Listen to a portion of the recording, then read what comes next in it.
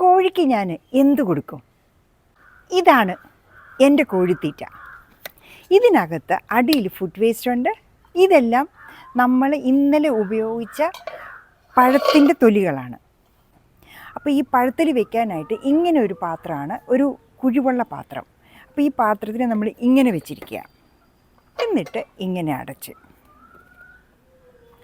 So ഒരു ഹൈജീനിക്കായിട്ട് നമുക്ക് keep ചെയ്യാനും പറ്റും. നെക്സ്റ്റ് നമ്മുടെ കോഴികൾക്കുള്ള തീറ്റയാണിത്. ഇത് മാത്രമായിട്ടല്ല കൊടുക്കുന്നത്, ഇതിൻ്റെ കൂടെ നമ്മൾ കോഴിത്തീറ്റ കൂടെ മിക്സ് ചെയ്യും. ലെയർ മാഷ്. ഈ ലെയർ മാഷ് തീരെ തരിയാണ്. അപ്പോൾ ഇതെന്ത് പറ്റും, ഈ കോഴികൾ ലെയർ മാഷ് തന്നെ കൊടുത്താൽ ഒത്തിരി വേസ്റ്റാക്കും.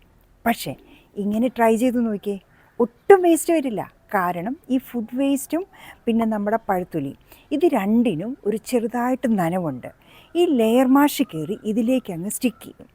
അപ്പോൾ കോഴികൾക്ക് ഇത് രണ്ടും ഒന്നിച്ചൊരേപോലെ അകത്ത് പോകും. വേസ്റ്റേജ് തീരെ കുറവാണ്, വേസ്റ്റേജ് ഇല്ലയെന്ന് തന്നെ പറയാം.